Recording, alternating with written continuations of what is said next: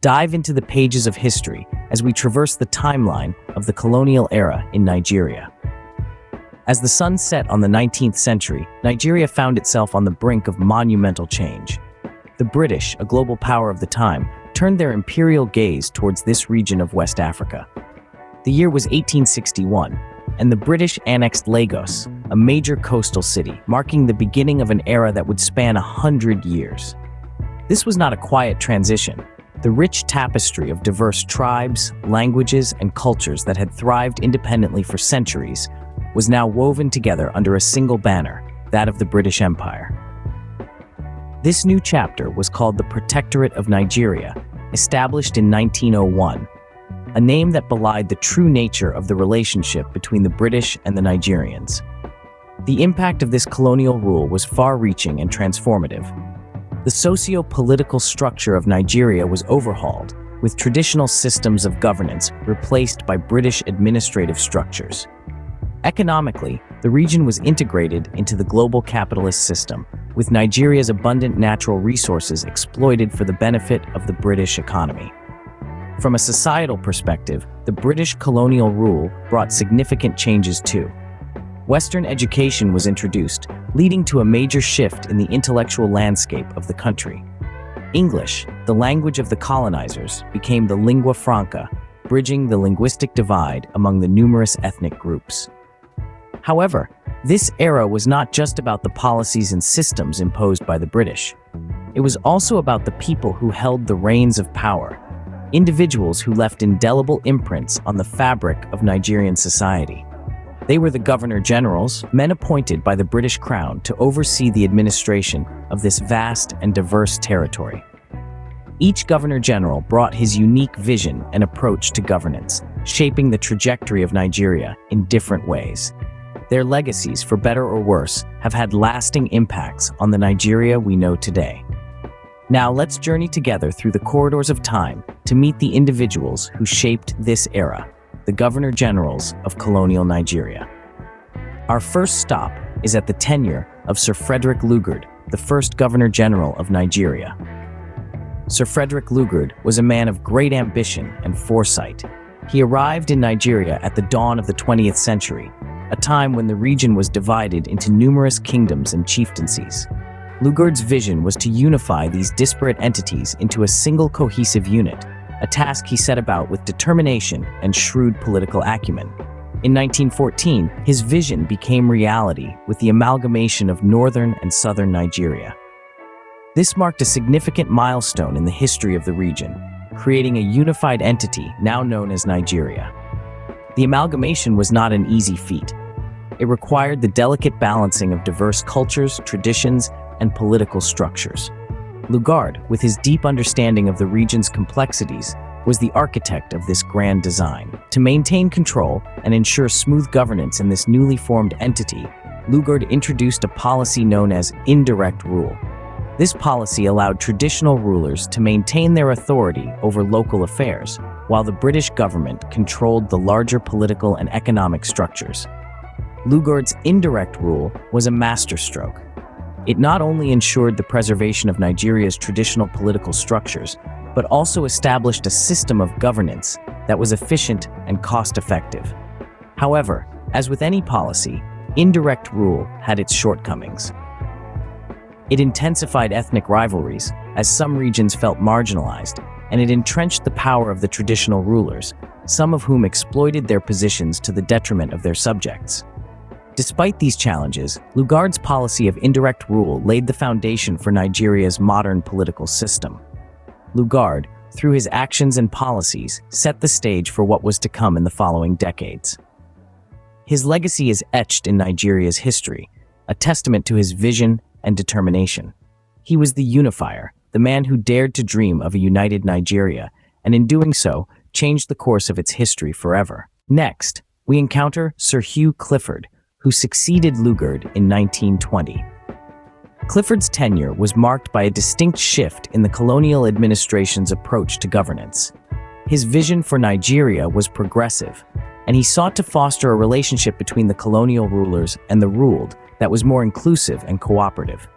He was a staunch advocate for change, and this was evident in his attempts to reform the Nigerian administrative system. Clifford believed that the future of Nigeria lay in the hands of Nigerians themselves. This viewpoint was groundbreaking at the time and marked a significant departure from the paternalistic approach of his predecessors. One of Clifford's major undertakings was the introduction of the first constitution in Nigeria in 1922, known as the Clifford Constitution. This marked a critical turning point in the political history of Nigeria. The Constitution was a significant milestone, as it provided Nigerians with a platform to participate in the legislative process for the first time. The Constitution provided for a legislative council that was partially elected, with a majority of official members appointed by the British. Though the elected representation was limited to Lagos and Calabar, it was a significant step towards a more inclusive system. The Constitution was not without its critics, but it laid the groundwork for a more democratic system of governance in the future. Clifford's tenure was far from perfect, and his progressive ideas were often met with resistance from both the colonial administration and the Nigerian elite. However, his willingness to challenge the status quo and his efforts to involve Nigerians in the governance process were significant. They marked the beginning of a long and challenging journey towards self-governance and independence. With Clifford's tenure, the seeds of change were sown, and the push for Nigerian participation in governance gained momentum. His legacy serves as a reminder of the power of progressive thinking and the transformative potential of inclusive governance. We now delve into the era of Sir Bernard Bourdillon, the Governor-General who served from 1935 to 1943. Renowned as the reformer, Bourdillon's tenure was a period of great transition, marked by his relentless efforts to foster unity and initiate substantial administrative reform. Bourdillon recognized the strength in unity, a principle he worked tirelessly to inculcate within Nigeria's diverse populace. Despite the array of cultural, ethnic, and religious differences, he strived to promote a sense of common identity among Nigerians.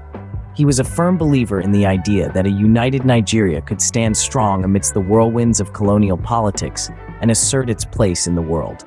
Yet, his role as the reformer extends beyond this. Bourdillon was instrumental in reshaping the Nigerian civil service. He sought to obliterate the inefficiencies that plagued the system, striving for a more streamlined, proficient, and representative civil service. His reforms were far-reaching and comprehensive, targeting everything from recruitment processes to training programs and performance reviews. Another key aspect of Bourdillon's reformative agenda was his focus on the Nigerian youth. Recognizing their potential to shape the future of the nation, he facilitated the establishment of the Nigerian Youth Movement. This organization played a pivotal role in nurturing a generation of leaders and activists who would later spearhead Nigeria's journey towards independence. Bourdillon's efforts were not without challenges. He faced resistance from various quarters, and his reforms were often met with skepticism.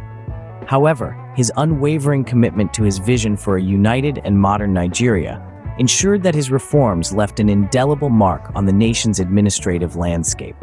His tenure was not just about implementing change, but about inspiring a shift in mindset. He championed the idea that progress and unity were not just desirable, but achievable goals for Nigeria. Bourdillon's tenure marked a significant step towards the modernization of Nigeria's administrative structures.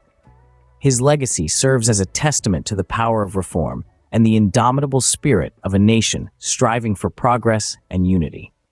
Our journey concludes with Sir James Robertson, the last colonial governor-general of Nigeria. A seasoned administrator with a keen understanding of the complexities of Nigerian society, Robertson was tasked with the monumental responsibility of overseeing Nigeria's transition from a British colony to an independent nation. Robertson's tenure was marked by a delicate balancing act. On one side, he had to ensure that the British Empire's interests were safeguarded. On the other, he had to facilitate the emergence of a new, self-governing Nigeria. He sought to bridge the gap between these two often contradictory objectives by nurturing a cadre of Nigerian leaders who were committed to the principles of democracy and national unity. His efforts, however, were not without challenges. The diverse ethnic, religious, and regional interests in Nigeria made the task of fostering national unity particularly daunting. The country was a patchwork of over 250 ethnic groups, each with its distinct languages, traditions, and aspirations. Yet Robertson was undeterred. He worked tirelessly to encourage dialogue and compromise among Nigeria's emerging political leaders. He was instrumental in setting up the constitutional conferences that paved the way for Nigeria's independence. These conferences were a testament to his belief in the power of dialogue and consensus building, a principle that remains at the heart of Nigeria's political process today. As the countdown to independence approached, Robertson's role became increasingly symbolic. He was a figure of continuity, a reassuring presence in a time of great uncertainty and change. His departure in October 1960 marked the end of an era, but not the end of his influence. With Robertson's departure in 1960, the curtain fell on the colonial era, paving the way for a new chapter in Nigeria's history. His legacy, like those of his predecessors, was a mixed one. But there's no denying his pivotal role in shaping Nigeria's journey towards independence. His tenure serves as a reminder of the complexities and challenges of nation building, a process that continues to this day.